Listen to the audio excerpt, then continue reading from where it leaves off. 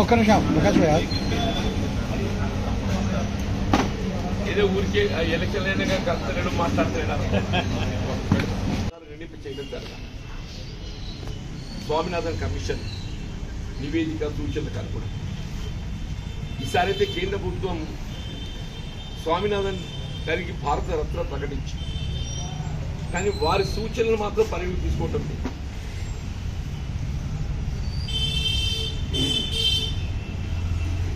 అంటే వీళ్ళు కనీసం 3,000 వస్తేనే కానీ గిట్టుబాటు కాని పరిస్థితులలో రైతాంగాన్ని కొంత ఊరట కలిగించాలనే భావనతో ఏదైతుందో ఇలా ప్రస్తుతం ఉన్న మద్దతు ధర 2,200కు 500 రూపాయలు అదనంగా బోనస్ ఇవ్వాలని చెప్పని కాంగ్రెస్ పార్టీ సంకల్పించింది.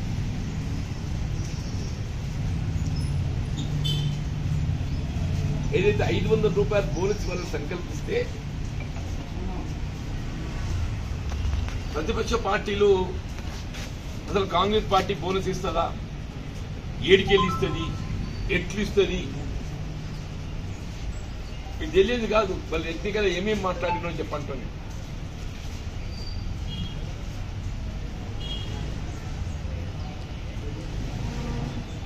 రుణమాఫీకి సంబంధించి కూడా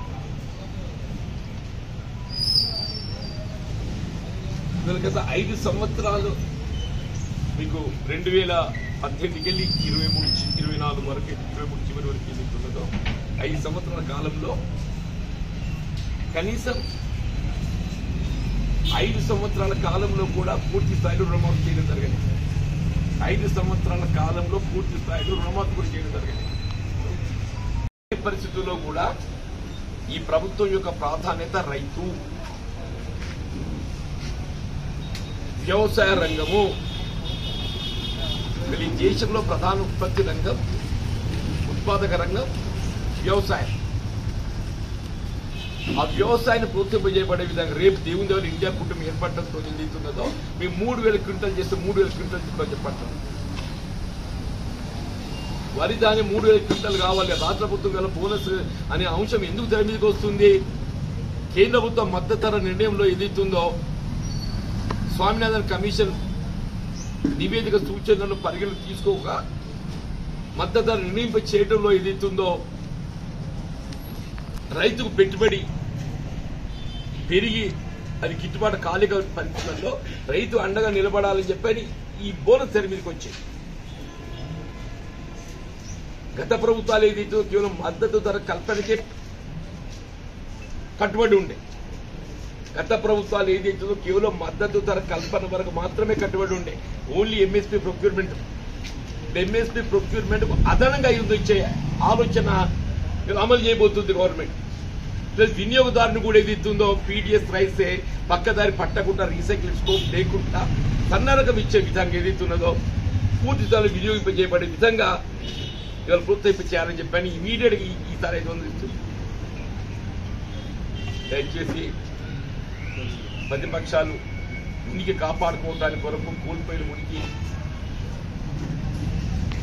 తిరిగి పొందే ప్రయత్నంలో భాగంగా మరి ఇంకోటి యొక్క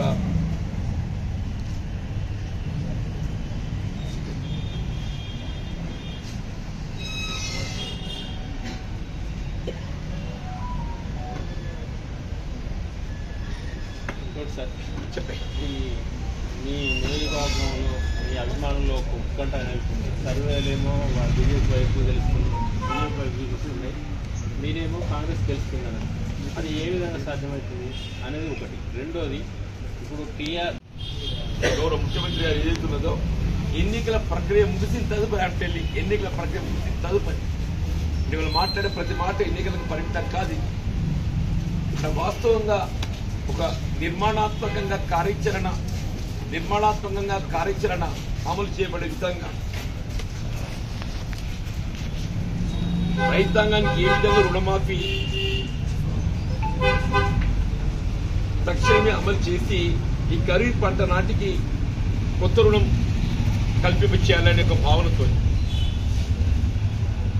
2 లక్షల రూపాయల వరకు ఏదైతుందో బై 15th ఆగస్టు మీకు ఎన్నికల్లో పేర్కొనడమే కాదు, దానికి నిర్మాణాత్మకంగా కార్యాచరణ రూపొందింప చేయబడే విధంగా కార్పొరేషన్ ఏర్పాటు చేసి బ్యాంకులకు రుణ సౌకర్యం పొంది 2 లక్షల రూపాయల వరకు పూర్తి స్థాయిలో రుణమాఫీ చేసి కొత్త రుణం ఇప్పించే విధంగా ముందుకు పోతుంటే అట్లా బోనస్కు సంబంధించి కూడా మీరు ఆనాడు సన్న రకాలను ప్రోత్సహింప చేయబడే విధంగా కేసీఆర్ మాట్లాడారు. దీన్ని అసలు తెర మీద తీసుకొచ్చింది కేసీఆర్, తెర మీద పట్టుకొచ్చి కేసీఆర్. కానీ ఎన్నడూ కూడా సన్న రకాలు సాగు చేస్తే ఏ విధమైన ప్రోత్సాహం రాయితీ ఇవ్వాలని ఆలోచన చేయలేదు.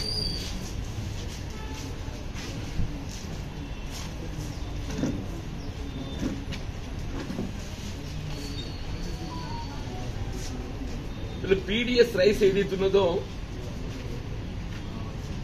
ప్రస్తుతం పంపిణీ చేయబడే రైసే అది వినియోగం చేయబడటం లేదు. లబ్ధిదారుడు ఏదైతుందో దాన్ని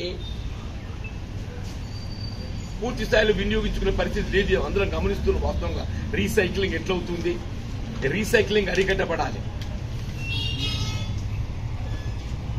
పీడిఎస్ రైస్ రీసైక్లింగ్ అరికట్టబడాలి అని అంటే ప్రభుత్వం చే పంపిణీ చేయబడేటువంటి ఒక రైస్ ఏదైతే బియ్యం వినియోగదారుడు దాన్ని వినియోగించుకునే విధంగా ఉండాలి. వినియోగదారుడు వినియోగించుకునే విధంగా ఉండాలని చెప్పారంటే సాధారణంగా ఇవాళ సన్న రకాలు వాడుతున్నారు. 90% of the consumer 90% of the consumer సన్న రకాలు వాడుతున్నారు. రీసైక్లింగ్ కాకుండా వినియోగదారునికి పూర్తి స్థాయిలో వినియోగపడే విధంగా అది ఉండే విధంగా ఒకటి. రెండోది ఏదైతున్నదో రైతు కూడా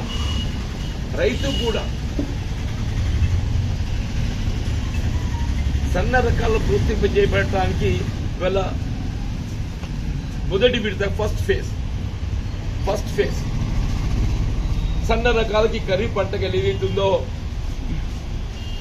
మేము 500 రూపాయల బోనస్ అమలు చేస్తామని చెప్పని ప్రభుత్వం ఆలోచించింది.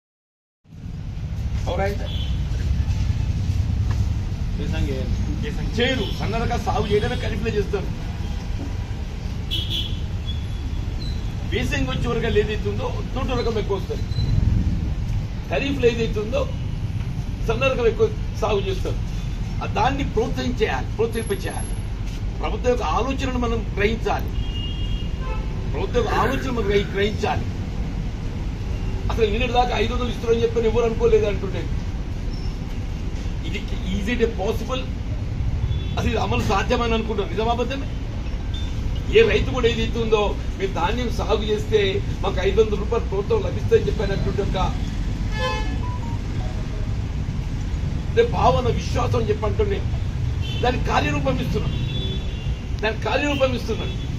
మీది కదా రుణమాఫీ ఏదైతుందో ఏక మొత్తం అని చెప్పిన 5 సంవత్సరాలు విడుదల వాళ్ళు చేసింది కదా మీరు గత ప్రభుత్వం ఏం చేసింది? అప్పు మాఫీ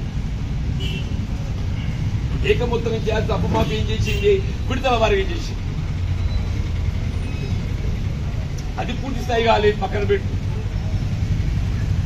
25% 25,000 ఈ సంవత్సరం, నెక్స్ట్ సంవత్సరం 50,000, తర్వాత 75,000, తర్వాత 1,00,000 రూపాయలు ప్రజలకు వచ్చిందా లేదా? విడుదల వారీగా. అసలు ఏదైతుందో రేవంత్ రెడ్డి గారు ఏదైతుందో వాస్తవం ఎన్నికల ప్రణాళికలు పేర్కొనడం అనేది కాకుండా రైతుకు అండగా నిలబడే విధంగా ప్రధానంగా గమనించాల్సిన 3 అంశాలు ఇక్కడ. ఒకటి, రైతు భరోసా అమలు చేసింది. రైతు భరోసా కూడా ప్రభుత్వం చేతులు చేసింది. ఏడికెళ్ళి ఇస్తారు, ఎట్లు ఇస్తారు? రైతు భరోసా మొత్తం 100% ఇచ్చేసింది. 100% ఇచ్చేసింది. ఒక అంశం అయిపోయిందా? రుణమాఫీ 100% చేయబోతున్నది. 100% చేయబోతున్నది. మూడవది ఈ బోనస్. అసలు వాస్తవంగా కూడా చెప్పంటున్నా రైతు కూడా నిజంగానే గవర్నమెంట్ దగ్గర ఇంత ఆర్థిక ఇబ్బందులు ఉన్నా కానీ ఏదైతున్నదో మాకు అండగా నిలబడుతుంది. ఇవాళ రైతు రుణమాఫీ చేస్తుంది, అప్పు తెచ్చనే చేస్తుంది, ప్రభుత్వం అప్పు తెచ్చనే చేస్తుంది.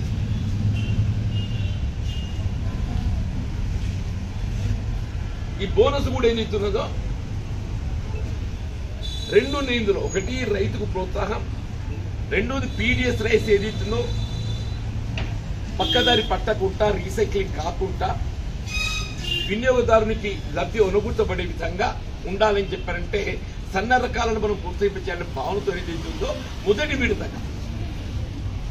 విడతగా ఖరీఫ్ ఏదైతుందో మొదటి విడతగా ఏదైతుందో సాధారణ ఖరీఫ్ లో సన్న రకాలు ఎక్కువ సాగు చేస్తారు కాబట్టి మొదటి విడతగా ఖరీఫ్ లో ఏదైతుందో మీకు నేను సన్న రకాలకు నేను బోనస్ ఇస్తాను చెప్పాను. ఉన్నప్పటికీ కూడా ఇంత ఎన్నికల ఒత్తిడి ఉన్నప్పటికీ కూడా 1,00,000 మెట్రిక్ టన్నులు అదనంగా ప్రొక్యూర్మెంట్ ఇంకో లక్ష్యం ఉంది. మన జిల్లాలో ఏదైతుందో మొత్తం రైస్ మిల్లర్ల స్టోరేజ్ అంతా నిండిపోయింది. ఇది లేదు అని చెప్పారు. ఇది ఇక్కడ బిల్డింగ్ కెపాసిటీ తక్కువ చేయించాలి, ఇది అందరూ తెలుసు. ఇవాళ పెద్దపల్లికి అలొకేషన్ తీసుకున్నాను. నిన్న నేను ఏదైతే పెద్దపల్లికి అలొకేషన్ తీసుకున్నాను, మీకు 1 వీక్ ఈ 2 వీక్స్ లోపల అయితే మొత్తం ప్రొక్యూర్మెంట్ కంప్లీట్ అయినట్టు 2 వీక్స్ లో. ఉదయం కలెక్టర్ గారితో డిస్కస్ చేయడం జరిగింది. ఇవాళ రెవెన్యూ ఆఫీసర్స్ ఏదైతుందో నిన్నటి వరకు ఎన్నికల విధుల నిర్వహణలో ఉన్నటువంటి ఒక రెవెన్యూ అధికారులు అందరూ కూడా ఫ్రీ అయిపోయింది. నిన్నటి వరకు ఎన్నికల విధుల నిర్వహణలో ఉన్నటువంటి రెవెన్యూ యంత్రాంగం అంతా ఫ్రీ అయిపోయింది.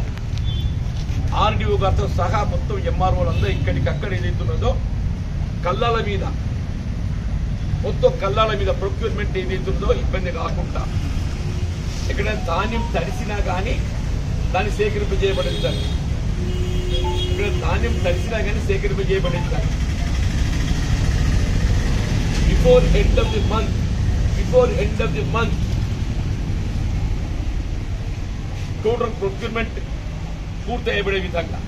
అంటే అసలు అదర్ నేను నిజామాబాద్ ముందు ఎన్నికల్లో తిరుగుతుంటే మార్చి బిఫోర్ 10 రోజుల ముందే కంప్లీట్ అయిపోయింది. అక్కడ 15 రోజులు అక్కడ అడ్వాన్స్ వస్తాయి పంట. ఇక్కడ మన లేట్ ఉంది, మన క్రాప్ లేట్ ఉంది. మన వాస్తవంగా చెప్పండి మీ మే చివరిలో ఏదైతుందో మొత్తం ప్రొక్యూర్మెంట్ పూర్తి అవుతుంది. రైతులు ఏ విధమైన ఆందోళన గురి కాకుండా అదనపు తూకం లేకుండా గవర్నమెంట్ ఏదైతున్నదో రైతుకు అండగా నిలబడే విధంగా కార్యాచరణ నిర్మాణాత్మకంగా రూపొందించుకొని ముందుకు పోతుంటే జీర్ణించుకోలేకుండా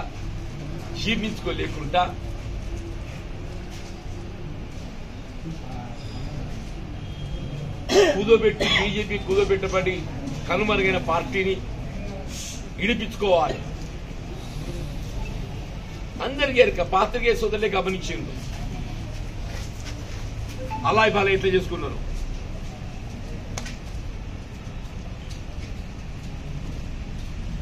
దీక్షలు చేసేవాడికి ఆశ్చర్యం కలుగుతుందని చెప్పండి. You must appreciate government is sticking to its commitment.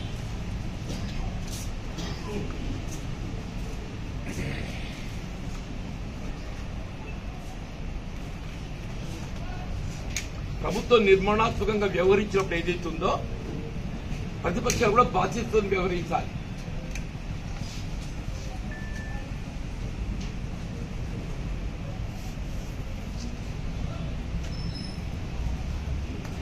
వాళ్ళకి సిలిండర్ సౌకర్యమే కానీ ఇవన్నీ నువ్వు నిన్నటి వరకు అమలు చేసిన కార్యక్రమాలకు అదనంగా చేస్తున్నావు. ఇవాళ ఈ బోనస్ కూడా ఏదైతుందో నువ్వు అసలు నీ ఆలోచన కూడా రాలేదు. నువ్వు రైతుకు బోనస్ కల్పింప చేయాలి, ప్రోత్సాహం ఇవ్వాలి అనే ఆలోచన కూడా నువ్వు చేయలేదు. ఇవాళ కాంగ్రెస్ పార్టీ అది అమలు చేసే విధంగా సంకల్పంలో ముందుకుపోతుంది. రుణమాఫీ కూడా నువ్వు 5 సంవత్సరాలు పూర్తి చేయలేదు. 90,000 పైబడ్డోడికి ఎవడి మాఫీ కాలేదు. 80,000 దాకా 90,000 పైబడ్డ ఎవడి మాఫీ కాదు. నేను ఒక విక్టిమ్ అని చెప్పంటాను. నేను ఒక రైతుని ఒక విక్టిమ్ అని చెప్పి ఎవరిని చెప్పుకోవాలి. ఈ ప్రభుత్వం ఏదైతే 100% 2 లక్షల వరకు రుణమాఫీ చేయబడే విధంగా ముందుకు పోతుంది. వాస్తవ ధాన్యం సేకరణ ప్రొక్యూర్మెంట్ నీ గతంలో ఏదైతుందో ప్రతి క్వింటల్కి 5 నుండి 10 కిలోలు ఓవర్లోడ్ తరుగు సంచికి 3 కిలోలు మినిమం కోసిన 3 నుంచి 5 కిలోలు కోసి సంచికి 3 నుంచి 5 కిలోలు అదనపు తూకం. ప్రతి బ్యాగ్ 40 కిలోల సంచికి 40 కిలోల సంచికి 3 నుండి 5 కిలోల దాకా అదనపు తూకం చేసింది. మళ్ళీ ఏ విధమైన అదనపు తూకం లేకుండా 600 గ్రాములు బ్యాగ్ వెయిట్ ఉంటే 1 కిలో పెట్టుకున్నాడు.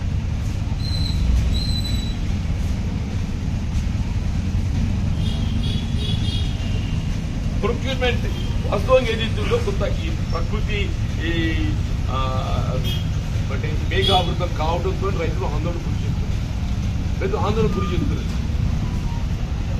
ప్రొక్యూర్మెంట్ గత సంవత్సరం ఇదే డేట్కి నేను చెప్తుంటే 1,70,000 మెట్రిక్ టన్నులు సేకరించింది last by this day 15th of May.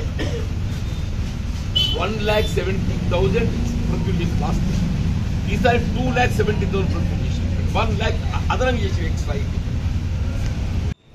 అంటే సాగునీరు అయితే చెప్పంటున్నా డేట్ స్టోరేజ్కి వెళ్ళి వాటర్ ఇచ్చారు, ఇది అందరూ తెలుసు. ఈసారి ఎస్ఆర్ఎస్పీ ఏదైతున్నదో మనకు మొన్నటి సెకండ్ విడత వర్షాలు లేక మొత్తం ఇబ్బంది ఉంటే కూడా డేట్ స్టోరేజ్కి ఇడిపించారు. మేము చెప్పి ఎవరు ఊహించలేదు. డేట్ స్టోరేజ్కి ఇడిపించి పంటలు కాపాడుకున్నారు. ఇంత కమిట్మెంట్ తో గవర్నమెంట్ పనిచేస్తుంటే నిన్నటి దాకా ఏదైతుందో ఎన్నికల్లో మొత్తం పార్టీని పట్టుకపోయి టీఆర్ఎస్ పార్టీని బీజేపీకి కుదోబెట్టిందా. ఆ టీఆర్ఎస్ బీఆర్ఎస్ అది ఏందో తెలియదు నాకు బీఆర్ఎస్ పట్టుకపోయి ఏం చేసిండ్రు బీజేపీకి కుదోబెట్టి ఇప్పుడు దాన్ని ఇడిపించుకోవాలి కదా. రేపు మళ్ళీ స్థానిక సంస్థలు వస్తున్నాయి. స్థానిక సంస్థలు ఖాళీ ఆడియాలని చెప్పంటే ఈ కూదోబెట్ట పార్టీ ఇడిపించుకోవాలి కదా. ఈ కూదోబెట్ట పార్టీ ఇడిపించుకోవడానికి కోసము మేము ఏదో చేస్తున్నాం చెప్పాను అనిపించుకుందామని చెప్పని రైతు దీక్ష నిరసన కార్యక్రమాలు నాకు ఆశ్చర్యం కలుగుతుంది అంటున్నాను. నువ్వు చేసిన పని మేము చేయకుండా మా తప్పు. ఏదైతే నువ్వు గత ప్రభుత్వ హయాంలో నువ్వు అమలు చేసింది మేము చేయలేకుంటే you can find fault with us. నువ్వు నిన్నటి దాకా అమలు చేసిన కార్యక్రమాలన్నీ అమలు చేసుకుంటూ అదనంగా చేస్తున్నావు. ఇవాళ నిన్నటి వరకు నువ్వు అమలు చేసిన కార్యక్రమాలు అన్నీ అమలు చేస్తున్నావు. ఇవాళ మేము అమలు చేసే ఉచిత రవాణా కానీ 200 యూనిట్ల వరకు ఉచిత విద్యుత్ దీక్ష అని చెప్పి నిరసన కార్యక్రమాలు చేపట్టడం ఒక విధంగా విదూరంగా ఉండడమే కాకుండా దయ్యాలు వేదాలు బంధించినట్టు.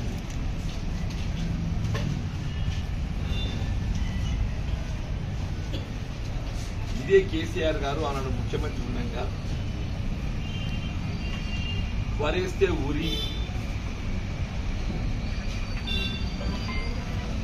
కేవలం సన్నబట్టు మాత్రమే సాగు చేయాలి,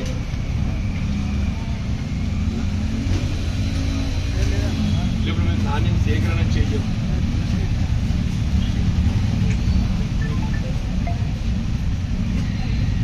చెరువుల తుమ్ములు కూడా బంద్ పెట్టించారు. చెరువుల ఈ తుమ్ములు కూడా బంద్ పెట్టించారు.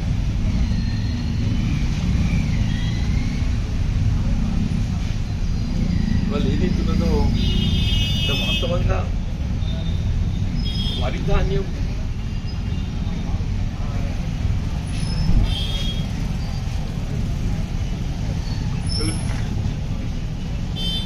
పెరుగుతున్నటువంటి ఉత్పత్తి వ్యయాలను పరిగణలోకి తీసుకుంటే కనీసం క్వింటల్ 3,000 రూపాయలు ఉంటే కానీ గిట్టుబాటు కాదు వాస్తవంగా.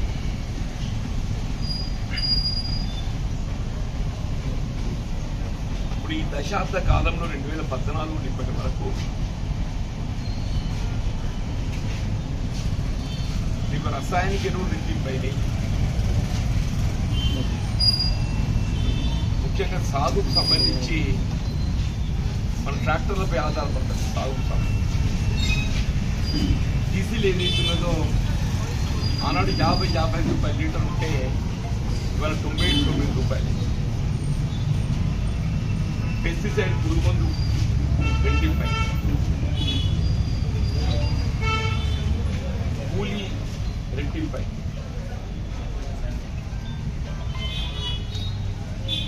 మనం 2004లో ఏదైతే ఎప్పుడైతే యూపీఏ ప్రభుత్వం కేంద్రంలో అధికారానికి వచ్చిందో 450 రూపాయలు క్వింటల్